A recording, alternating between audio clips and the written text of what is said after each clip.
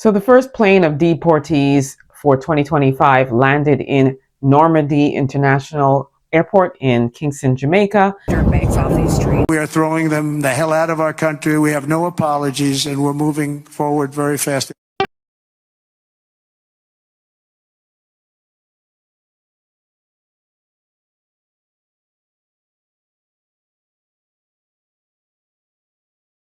Before long, the deportees, some with large bags, began emerging in groups. They all declined to speak with reporters. Oswald Dawkins, the president of the National Organization for Deported Migrants, also turned up at Harmon Barracks. He did not want to appear on camera, but said he was there to support the deportees. Persons may come down and they need to know to go about getting their birth certificate. Birth certificate is the first piece of document that you need to have, because without that you cannot get a TRN or any other kind of Jamaican ID. So we assist persons in getting that, right? Telling them how to go about getting that. Telling them how to go about getting their TRN, their electoral thing, their ID. Persons will also come down, and as returning residents, they will also need to go and clear their personal property that their family may send down to them. So we also provide information to them along those lines. Henry Moses was at Harmon Barracks to identify a deportee now in his 40s. He said the man left Jamaica when he was a toddler. He left there at 5, and his mother died over there, and his grandmother is very shaky, So he realized now that she'll have to take up this responsibility of sheltering him, which she can, but to get him adjusted. And as what I say about other deportees, sometimes it's not all deportees are bad. Some are good, some are bad. When they go over to England, they sometimes hide their identification. So when the cops catch them now, they don't know what country they are from. And they are over there working until one day the Home Office comes down on them. Some of them over there and don't get regularized. It's best not to get deported. About a week and a half, there was an article in the Jamaican Gleaner. And that article, the headline mentioned something about violations. And now when you read the article, all it talked about was the possible crimes or not that the persons who were coming down may or may not have committed. Now I am saying, if you're going to print an article, you want to get on both sides. What about violations that may have occurred from the UK in terms of persons who may have been there when they were certain age, when they went up, and any violations that may have taken place? Moses was concerned about deportees who had no one to receive them. Well, it's sad, but thank God for Father Olong, he has built a lot of shelters all over the place that he can house these people, So there is a place. Okay. And I heard that if you do not have someone to receive you, the Harmon Barracks people will hold on to you and get you into one of these homes.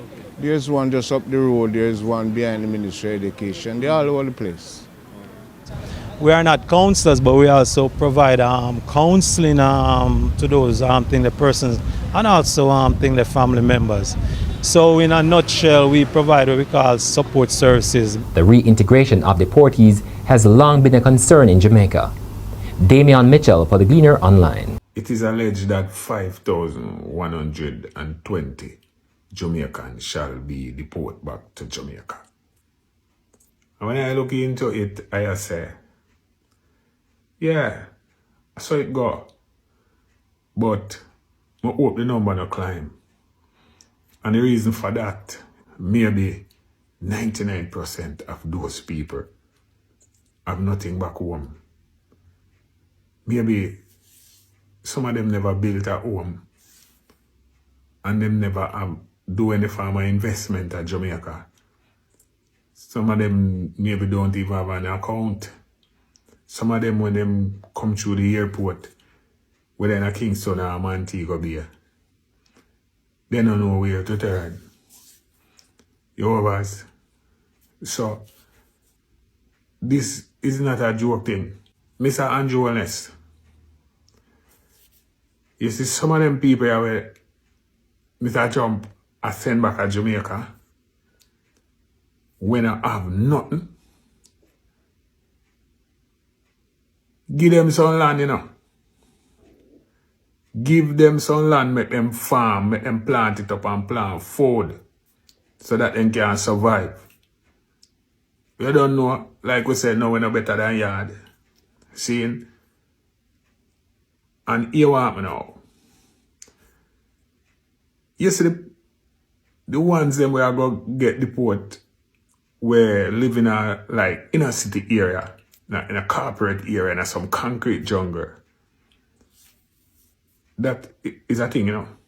If you know, say, you go back in a concrete jungle and you don't have nothing. You don't have no money at all.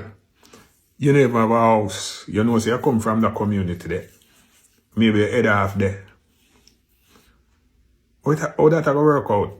But anyway, tricks in trade and matches backs in business. So when I say now, Mr. Andrew Wallace, give some of them people there some land when them reach at Jamaica. They go plant food and chop bamboo and then something there and build up house and round tick and all them type of thing. And who can afford some plywood, buy some plywood and make them start new. Seeing? And farm up the place and do what you do. So you can have food and can live and survive. You know what I mean? Instead of going to Jamaica and you don't have food, you don't have money, you don't have a place to live, then how you going to survive?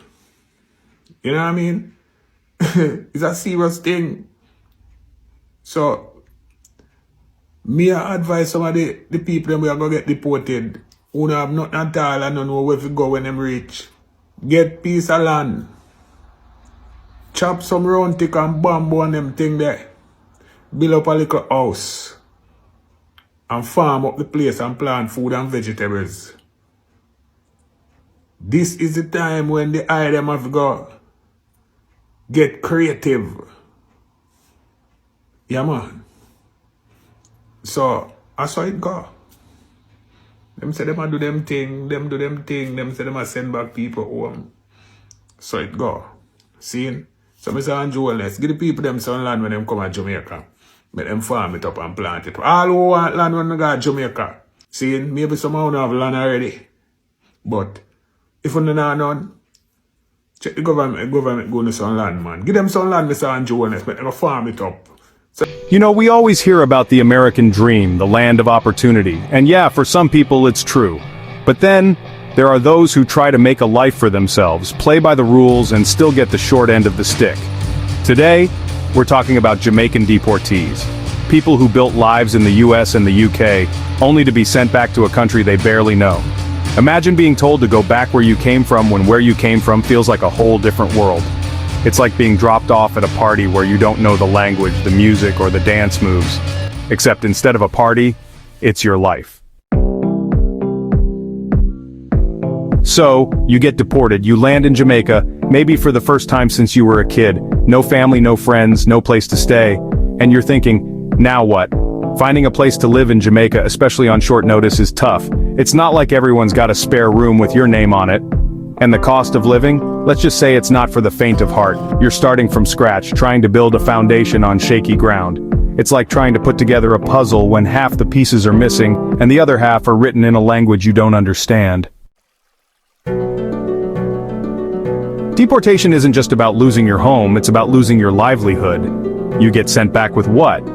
The clothes on your back and maybe a plastic bag of belongings, no savings, no job prospects. Just the harsh reality of surviving in a place where you're practically a stranger. Imagine trying to buy groceries when your wallet's as empty as a politician's promises. It's a constant struggle to make ends meet, to afford even the most basic necessities. It's like trying to win a game of Monopoly when you start with less money than everyone else and all the properties are already owned. Finding a job in Jamaica is hard enough as it is. But imagine trying to explain to a potential employer, yeah, I was born here, but I spent the last 20 years in a different country. Suddenly you're overqualified for some jobs and underqualified for others. It's like trying to fit a square peg in a round hole, except the hole is judging you for not being round enough.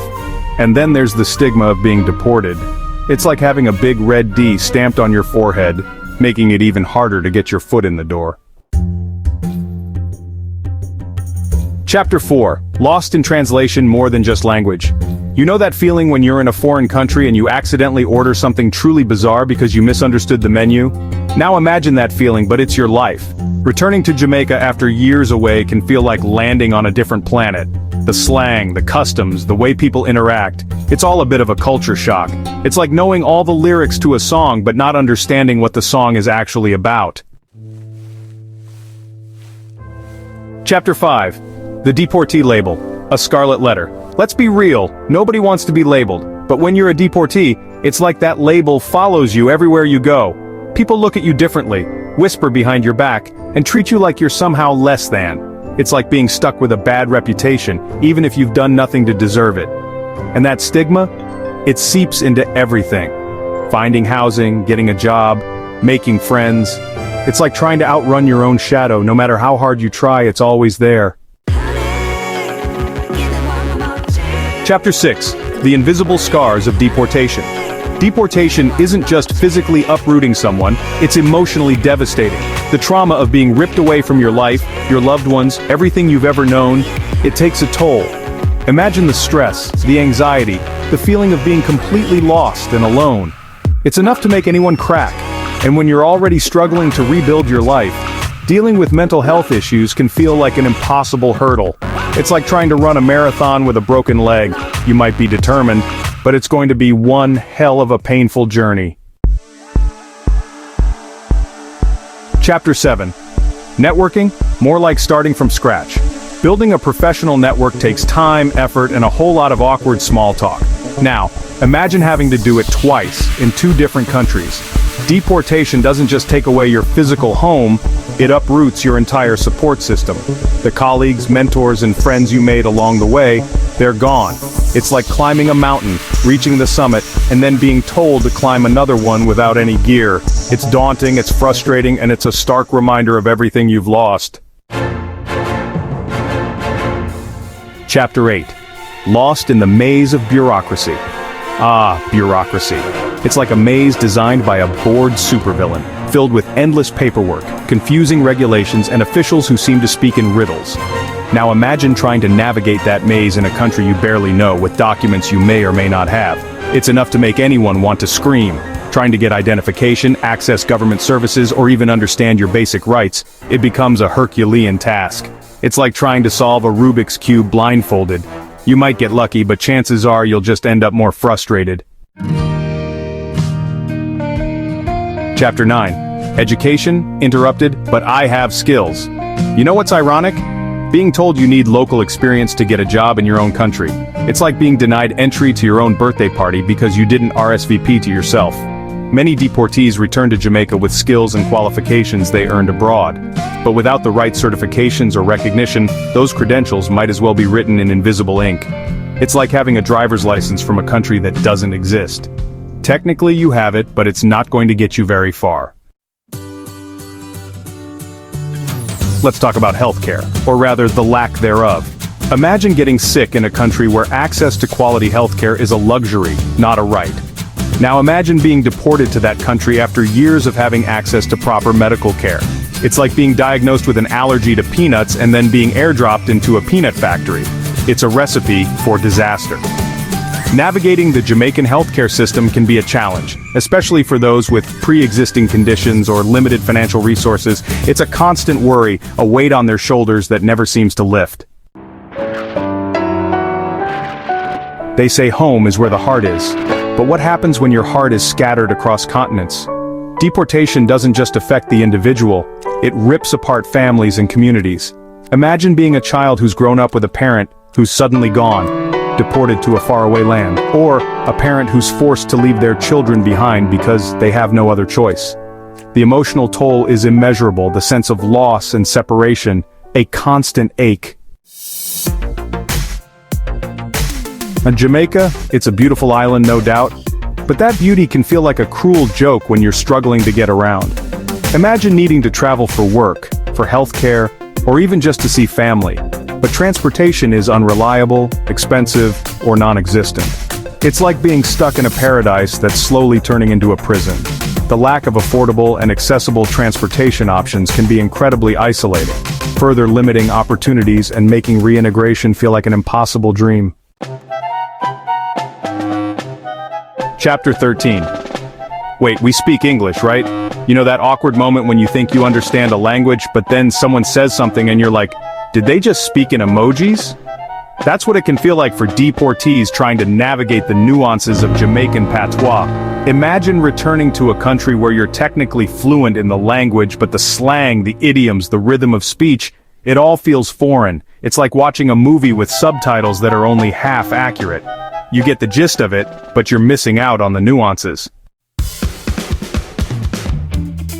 Chapter 14. From first world to this? Imagine spending years building a life in a developed country, only to be sent back to a place where the economic realities are vastly different. The job market is different, the cost of living is different, the whole damn system is different.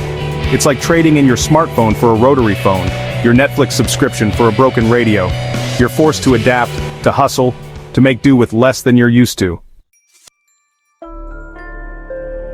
Chapter 15. The loneliness of coming home. Coming home should feel like a warm embrace, a sense of belonging. But for many deportees, it's the opposite. It's the loneliness of being surrounded by people who don't understand your story, the isolation of feeling like you don't quite fit in anywhere. It's like being a puzzle piece that's been forced into the wrong puzzle. You're technically there, but you don't belong. Outro, a shared responsibility, a call for empathy, deportation. It's easy to throw the word around, to reduce it to a political talking point, but behind that word are real people, real lives that have been shattered and are now being rebuilt, piece by painful piece. These are mothers, fathers, sons, daughters who are being forced to start over in a place that feels both familiar and alien. It's a complex issue, one that requires empathy, understanding, and a commitment to finding solutions that are both humane and just. We need to do better, to be better, for those who have been through the ringer and are now trying to find their footing on what feels like shaky ground.